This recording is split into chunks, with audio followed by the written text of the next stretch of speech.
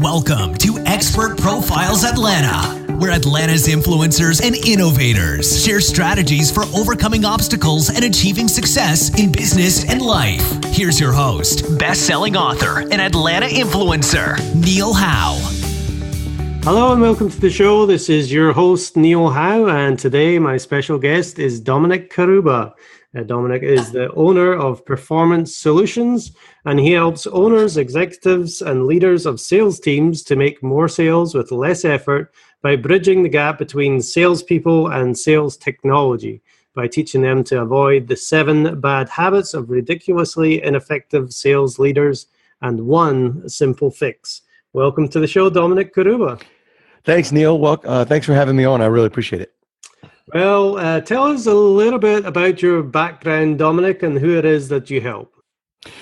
Neil, my background is sales. I started in sales. I started with the bright idea at 21 to sell life insurance to adults. And you know what you learn at 21 when you try to sell life insurance to 40-year-olds? You learn how to budget, and you learn how to eat with less, and you learn how to sell eventually, because I was the youngest vice president for the company. One of the youngest vice presidents for the company. At 23, I earned my own agency, and I figured it out. And I figured out how to make more sales, and without using any special technology at the time, because that was back in '89. Wow! But I mean, life insurance is definitely a good way to cut your teeth in sales. You cut everything. Yeah. You cut. We didn't have cell phones back then, but you cut your budget. You cut everything when you're 21 trying to do that. Yeah. So you went on from there to do what? Well, from there, I was in the military. I started out in the Marine Corps, and then I got my commission as an officer. And during my officer training, my specialty training, which means I'd already earned my commission, this little war broke out, Desert Shield, back in 1990 rather. And I found myself in a really predicament. I didn't go overseas. But I did get a stall in my business, and my insurance business definitely stalled. And I found the phone business. A friend of mine kind of encouraged me and had me engage in the telecommunications industry at the time.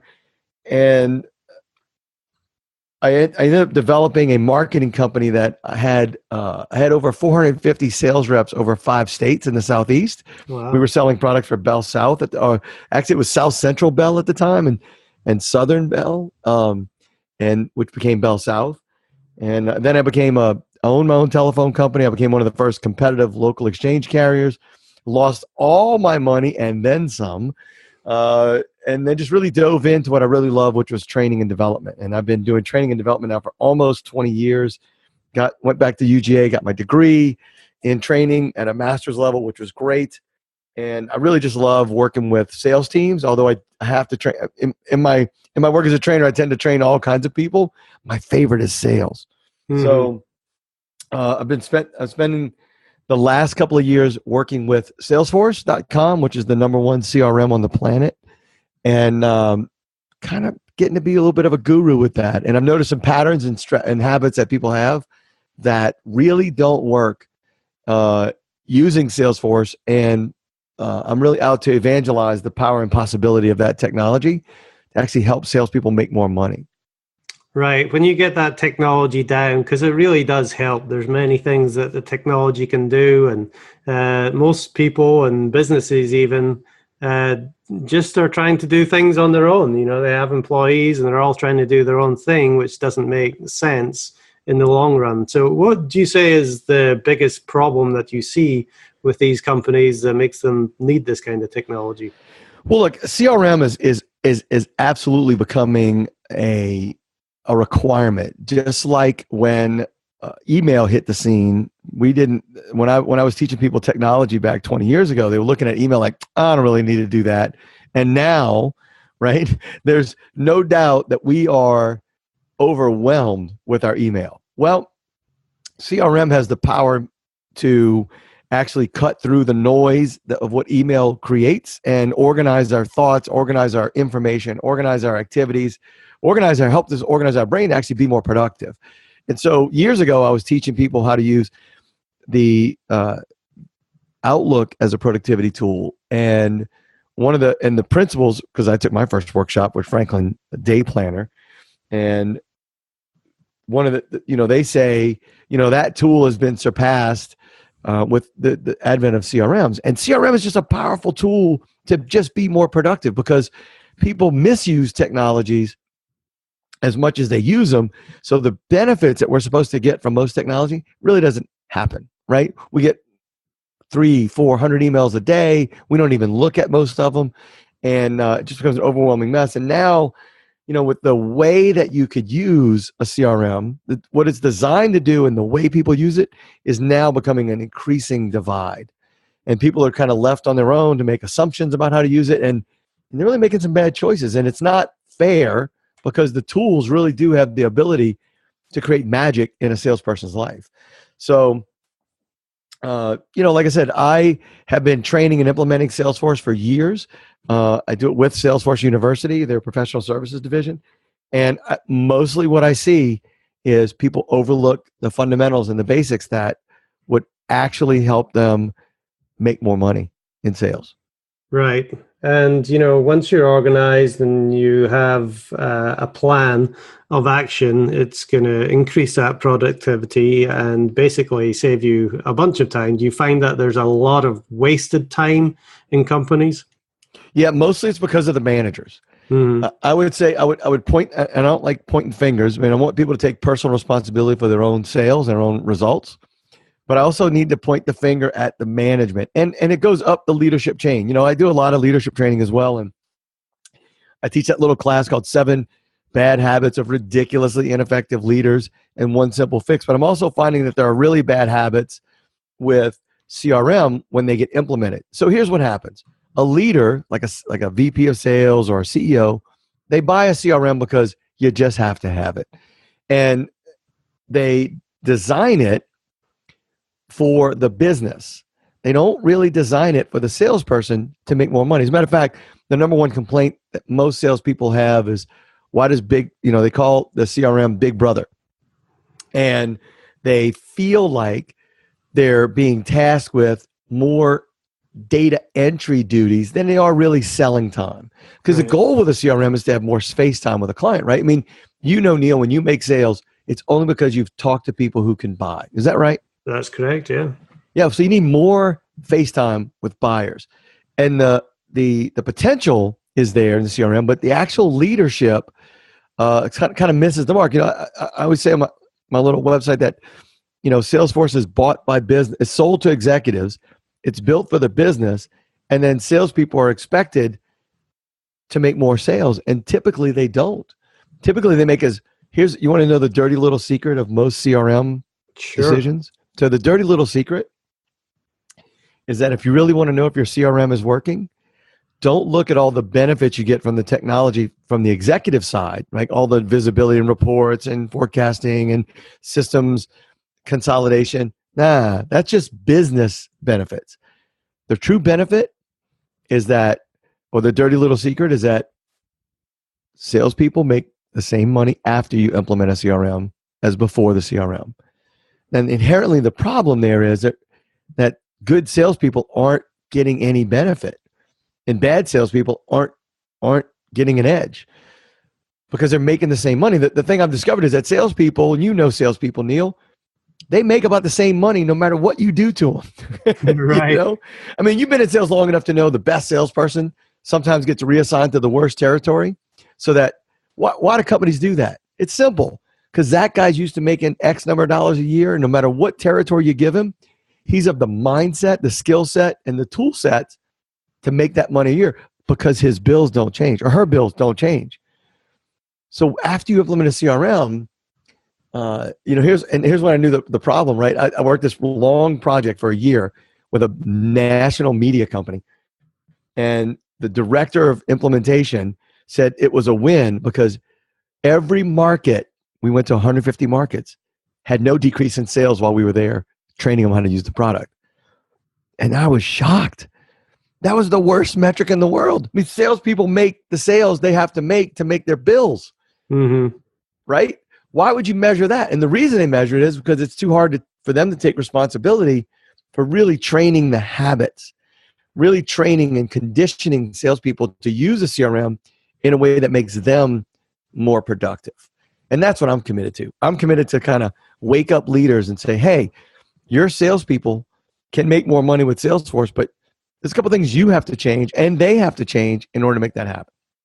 Right, that's a tough one, and it's an amazing thing what you said before, that a salesperson is going to make the same amount pretty much every year just to cover their bills. They've got that expectation of the amount. It really is amazing. So, talk to me about the 7 bad habits that you talk about, and then we'll get into the solutions that you have, or the one big solution. Sure. Go ahead. Well, I don't have time to go into all 7, Neil, but I do want to talk about a few. And so I like to break up, I'm going to call these bad habits really the myths that sales managers maintain in order to really keep things the way they are instead of getting the benefit of the technology. Is that fair to just put it in that frame? Yeah.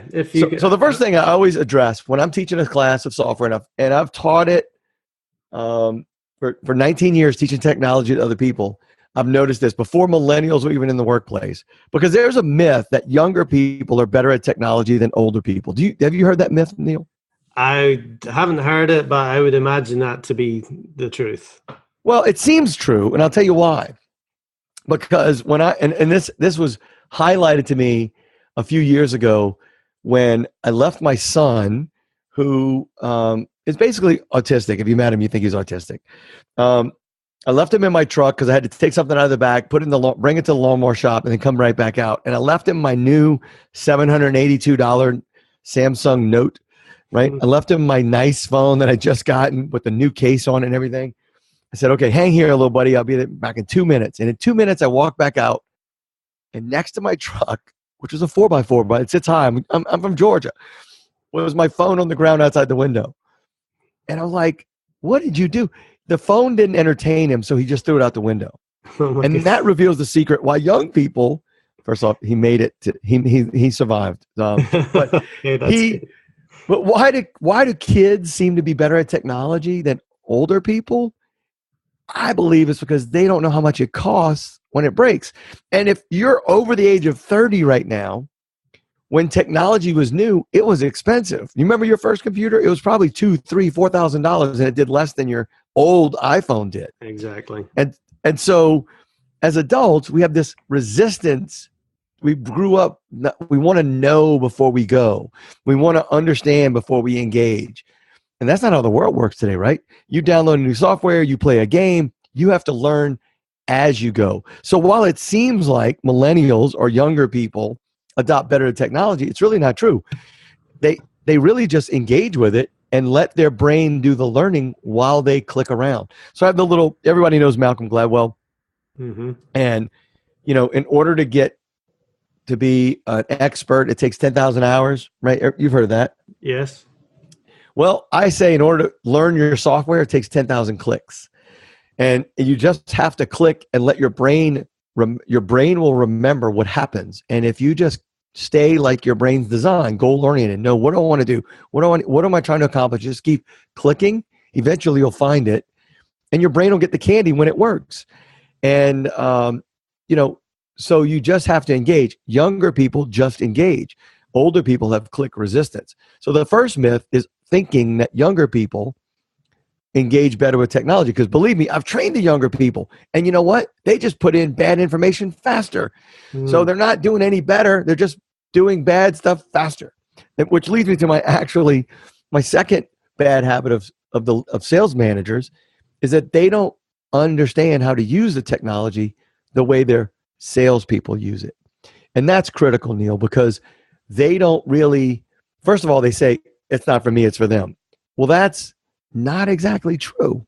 If you want true visibility into the work that they're doing so that you can provide your mentorship, your guidance, your training, your coaching, then you should understand how they work as much as why they do the things they do and what they're doing, and be able to understand to get good meaning from the data that you're collecting. Because again, bad information input quickly is still bad information. And a lot of managers don't understand. Another bad habit is that they they don't really understand how to get the information out. And this comes to my third bad habit, which is hashtag stop using spreadsheets, right? So a company invests millions. Sometimes I've seen companies invest over $30 million in their CRM. I've worked with them on those projects. And 3 months later, if you go look at the inbox of some of the salespeople, they're doing spreadsheets. Mm-hmm. Do you know what the problem with that is? You know what the damage that causes?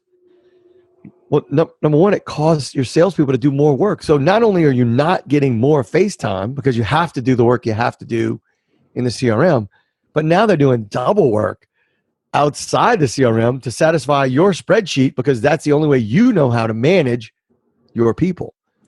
So managers really lose the bang for the buck that the executives expect out of the CRM.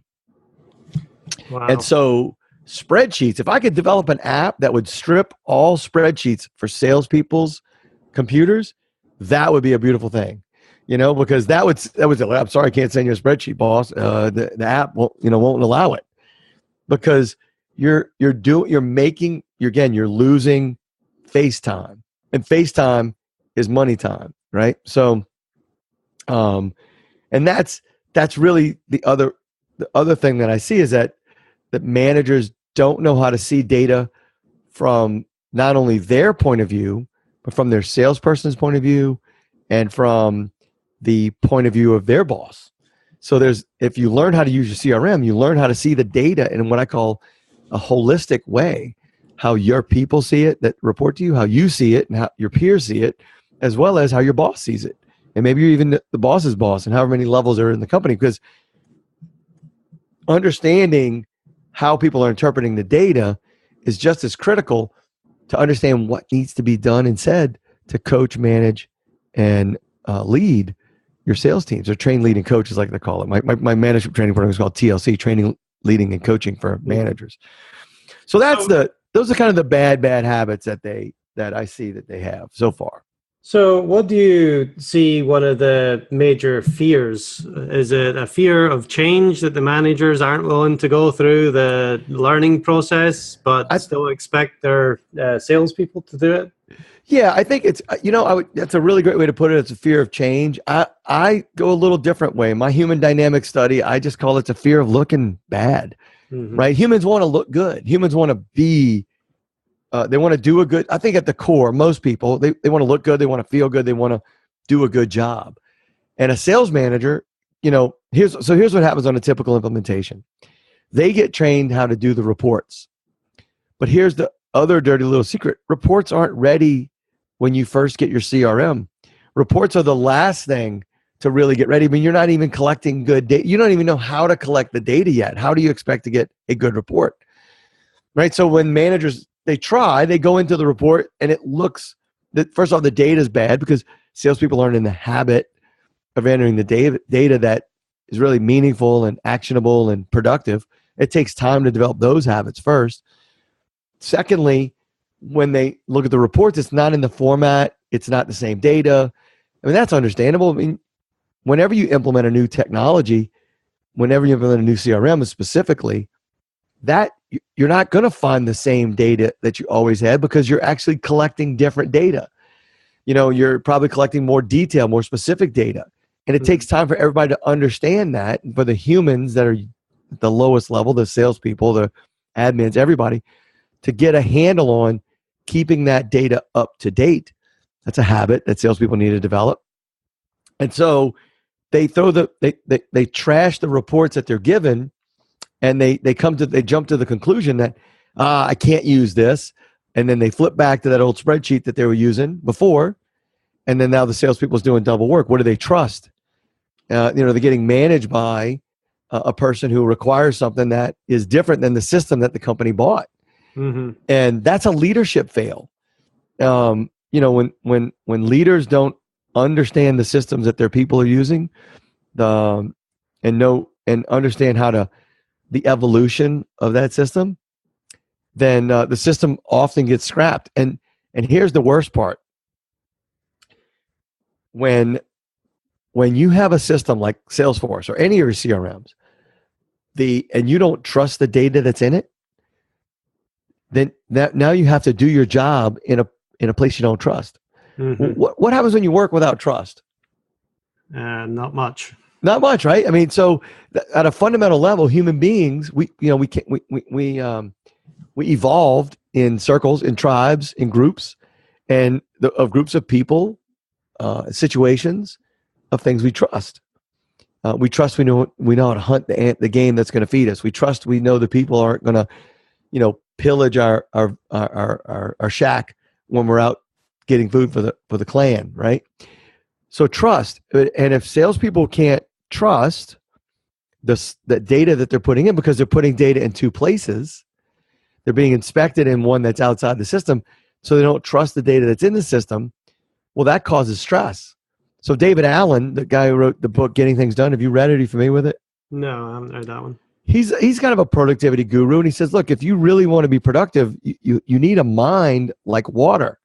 And what he's saying is, if you imagine like a pond and it's calm, right? And that's water. Water settles down. Water relaxes. Water also responds appropriately to any stimulus. So if you throw a rock in the water, you're going to get ripples, and those ripples will dissipate and things will calm back down again.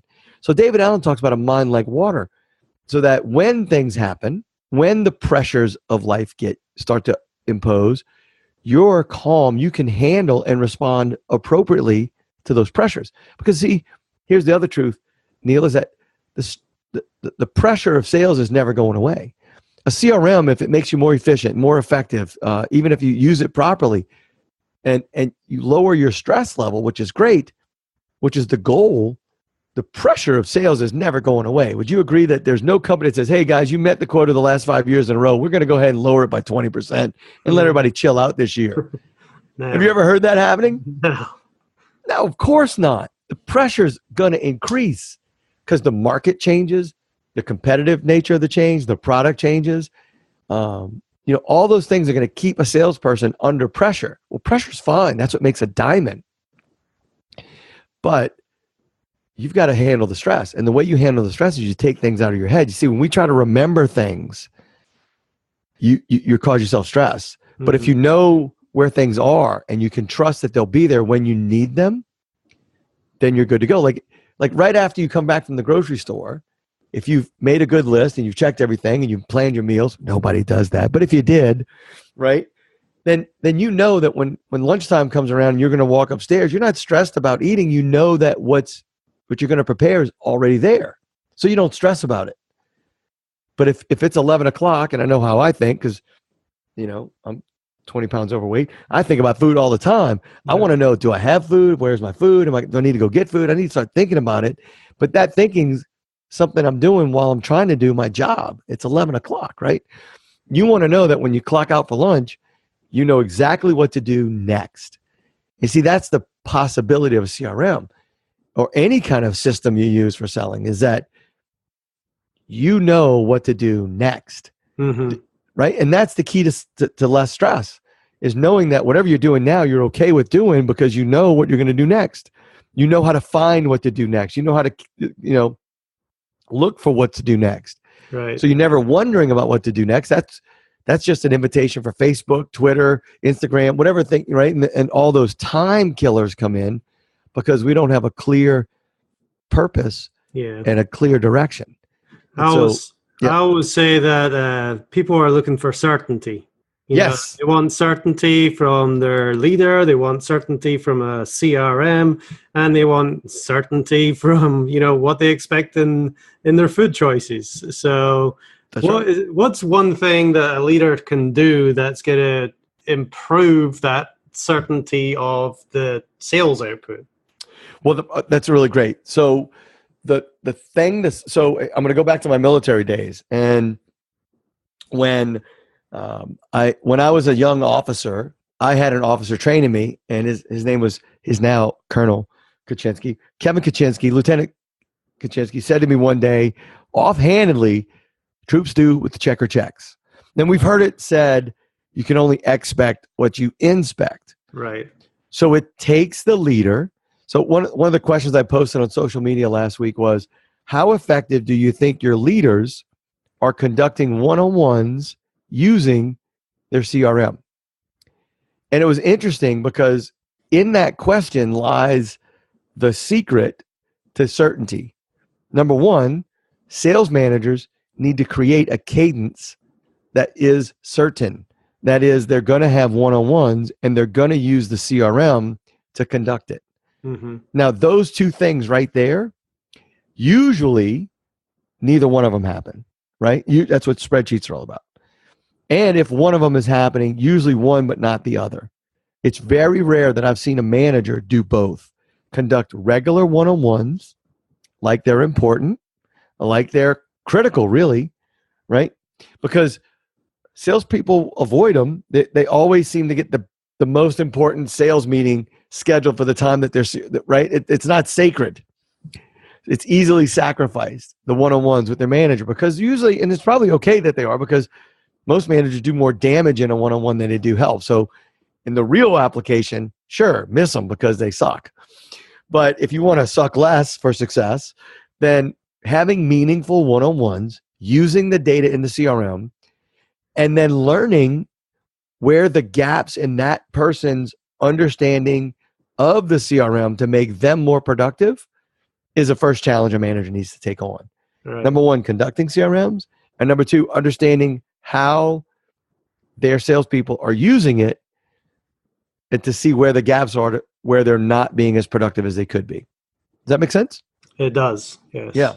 And that's what I would leave you with, is that, managers need to and by the way, what I do for managers, when I try to give them all of the low-hanging fruit of CRM productivity. So I do this little thing called the 21-day SalesForce challenge, where salespeople engage in learning Salesforce as a productivity tool by taking on some very simple habits. Because that was for the sales manager, but I want to give you my one simple habit for productivity, which, by the way, works whether you're using a CRM or not, whether you're using, whether you're in sales or not. If you're just a human that has a job and you have to do something every day, you want to know that one secret thing to practice, Neil? Habits. It's a habit, but it's more than that. So I have a commitment that I take on in the 21-day challenge. And that is what I call the first 5. So, Neil, I'm going to challenge you and all your listeners to take on this one little challenge. That is the first 5 minutes of your day, put it on your calendar and make it a recurring appointment for work. Now, I'm not talking about the first 5 minutes of you and, waking up in the morning. There's a whole nother set of strategies I have for that. I'm talking about the first 5 minutes of your day at work. Now, if you can schedule that appointment and you can keep it for 30 days or 21 work days, then you're on the way to make that first 5 minutes even more productive by making it 10, then maybe 15 minutes, where you really get grounded in your plan for the day. Where do you think most people start their day? Oh, probably with email or social media. Absolutely. The worst 2 places in the world. Why? Because those are WMDs. Those are weapons of mass distraction. Those things are going to jump out with whatever's somebody else's priority, the news. And I'm not saying your brain doesn't like it. Your brain loves it. But in order to be less stressed and bring on that certainty that we want, we need to ground ourselves in our trust of ourselves. Now, let me explain that. I'm not just talking about taking 5 minutes and planning your day after you've been distracted for 20, 40 minutes or an hour with social media or email. I'm talking about making an appointment with yourself and keeping it. Mm-hmm. Because what's the one appointment we'll skip every day? Yeah, planning. Well, the appointment with ourselves. What's the one commitment we'll break all the time? The one with ourselves. Look, it's May 14th. How many of your listeners can honestly say that they've kept all their New Year's resolutions to this day? 0. It's probably 0, right? Matter of fact, if you're over the age of 30, you've probably even given up on New Year's resolutions. Actually, if you're 30, you probably know that they don't work. Millennials probably don't even do it because they know they've never seen an example of it working, because trust begins with ourselves. Mm-hmm. And before you can trust the data you put in your CRM, you have to trust you. And if you can't trust yourself, then you're going to have a hard time trusting anything or anybody else. So I challenge you to take the first 5, set that appointment, to where you walk in your office and you keep that appointment every day. I don't care what you do in the first 5 minutes. I just care that you keep the appointment. Even if you're just quiet, there's so many things you can do. You could have the miracle morning, whatever strategy you want to take. Now, I teach people when they use SalesForce to do what I call a startup routine, where they actually, before they engage in anything, try to pick up what they might have dropped the day before, right? And then do the same thing at the end of the day. And then we have this whole series of exercises that we do where over 90 days, you can really become a more productive seller. Even if you don't use SalesForce, it still works for any CRM. It really works even if you're just using a notepad or Post-it notes. But really getting a handle on you, keeping your word with yourself is the master discipline. Mm-hmm. Because that discipline builds trust in yourself and allows you to discover what's key. Because here's the magic, Neil. You ready? When you don't keep the appointment, instead of beating yourself up and saying, "Oh, I'm terrible," blah blah, just look at what triggered you, what other habit got triggered, and then go to work to avoid that trigger so that you can make your commitment. Well, that's a great piece of advice, Dominic. I think that is a huge problem, is that self-mastery. We all have great intentions of doing this, whether it's New Year's resolutions, starting a diet, or just, picking up the phone and calling people on a regular basis. But keeping that commitment, at the start of your day, also makes you feel better about achieving something. You've achieved your first goal and you kept that commitment to yourself. So that's right. That's great stuff. Well, Dominic, it's been fun talking to you and listening to all your advice here to help improve sales. Now, tell us again how people can get in touch with you. You're the owner of Performance Solutions. Where can people get in touch with you to get all your contact information? So the easiest way is my website is performance911.com. Performance 911, I like to say we're the first responders for breakthrough results. Excellent. So we come in when things aren't going as good as you want them to, and we will figure out how to fix what's broken, and with your sales, with your people, with their behavior, so that you can be more effective and your people can be less stressed. So performance911.com, Neil, is really the best way to reach me. Everything else linked to there. Awesome. Well, Dominic Carubba, thank you very much for being my guest today on Expert Profiles Atlanta. Thank you very much, Neil. I appreciate it. And to our listening audience, if you like what you hear, hit that like button and share, and we'll see you next time on the show. Thank you for listening to Expert Profiles Atlanta with Neil Howe. To learn more about the resources in the show or to listen to past episodes, visit expertprofilesatlanta.com.